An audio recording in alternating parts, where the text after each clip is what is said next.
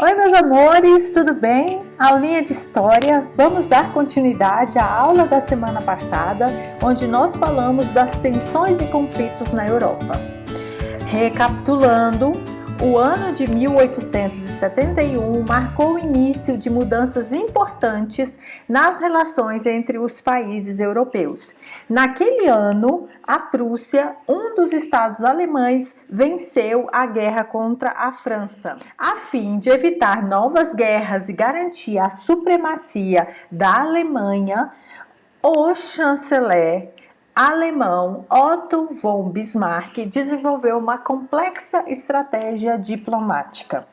Ele desenvolveu o sistema que recebeu o nome dele, chamado Sistema Bismarck, e evitou confrontos com a Inglaterra e procurou reduzir os efeitos do aumento da rivalidade entre os países após a Alemanha atingir a condição de potência econômica e militar, ficando atrás apenas dos Estados Unidos. Os alemães tomaram da França a região da Alsácia-Lorena, rica em carvão, o que despertou o sentimento de revanchismo dos franceses. Tinham razão. Para isolar a França, Bismarck tentou aliar seu país ao Império Russo, mas não obteve êxito. A Rússia tinha rivalidades com o Império Austro-Húngaro, aliado dos alemães. Na impossibilidade da aliança com o Império Russo, o chanceler alemão firmou pacto então com a Áustria em 1879. E pelo acordo, o Império Alemão e o Império Austro-Húngaro seriam aliados se sofressem ataques de um país inimigo. E em 1882, a Itália aliou-se aos dois impérios. Formou-se então a Tríplice Aliança, a famosa Tríplice Aliança. Então, com as relações amistosas mantidas com a Inglaterra e alianças com o Império Austro-Húngaro e a Itália, Bismarck conseguiu isolar a França. Se o governo francês declarasse guerra contra a Alemanha, estaria sozinho na Europa. Conseguiu, atingir o objetivo. Outro problema grave que ocorria na Europa desde 1880 deve ser considerado e não pode passar em branco, que era o quê? Os movimentos nacionalistas e o patriotismo extremado, que era marcante nos movimentos nacionalistas e mobilizava grandes setores da população da Inglaterra, Alemanha, França, Império Russo, Império Turco, Otomano e Itália. E difundia-se a rivalidade entre os povos europeus com base em uma suposta superioridade racial e cultural. Bobinhos, né? Então, é nesse contexto que ganhou expressão o pan-eslavismo.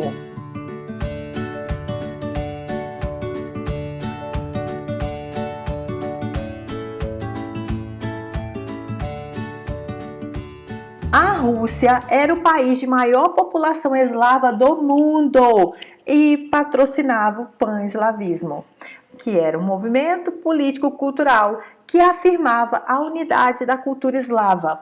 Entretanto, muitos povos eslavos, como os tchecos, eslovacos, poloneses, entre outros, viviam no Império Austro-Húngaro e, por isso, as tensões entre os dois impérios. Na Península Balcânica, por exemplo, viviam sérvios, croatas, bósnios, macedônios. Por essa razão, o Império Russo tinha interesse na região. Mas a ambição russa encontra resistência dos sérvios, que pretendiam formar na região dos Balcãs a grande pátria sérvia. Entre os alemães havia o pan-germanismo.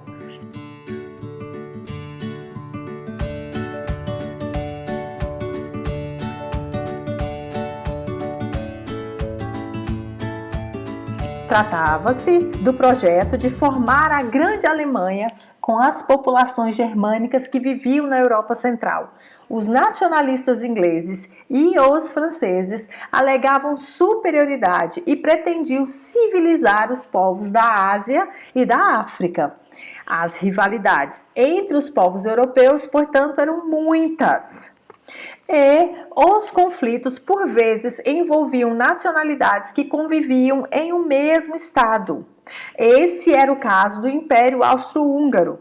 Tratava-se de uma monarquia dualista, a Áustria e a Hungria, regida pelo imperador Francisco José I. No território desse império, conviviam povos de distintas nacionalidades que alimentavam rivalidades entre si e tinham o objetivo de constituir seu próprio país. Tchecos, poloneses, ucranianos, rutenos, eslovenos, sérvios, romenos, croatas, entre outros. Ao mesmo tempo, os governos dos países europeus passaram a investir vultuosos recursos, muito dinheiro, em armamentos, formando grandes e poderosos exércitos. Vai vendo a treta. O nacionalismo e o patriotismo extremado mobilizavam os jovens para o alistamento militar. Desde os primeiros anos do século XX, a Europa vivia a paz armada, que nós falamos disso na aula passada. Nesse complicado contexto de rivalidades políticas, econômicas e culturais, o sistema Bismarck conseguiu até certo ponto garantir a paz. Na Conferência de Berlim, em 1885, por exemplo, Bismarck, para evitar conflitos com ingleses e franceses, ele firmou posição de que a Alemanha não teria ambições coloniais. Ou seja, para evitar guerras com a Inglaterra e a França, o governo alemão garantiu não ter interesse em obter as colônias na África e na Ásia.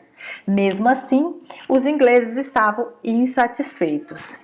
O crescimento da indústria e da capacidade naval alemã afetava seus interesses comerciais. Enquanto Bismarck esteve à frente do governo alemão, sua diplomacia conseguiu contornar e evitar conflitos entre outros países. Entretanto, em 1890, ele renunciou ao cargo de chanceler. O imperador alemão Guilherme II adotou outra política diplomática, a expansão territorial da Alemanha. Diferentemente do sistema Bismarck, a estratégia de Guilherme II gerou grandes tensões na Europa. Cresceram as desconfianças sobre as intenções do imperador alemão.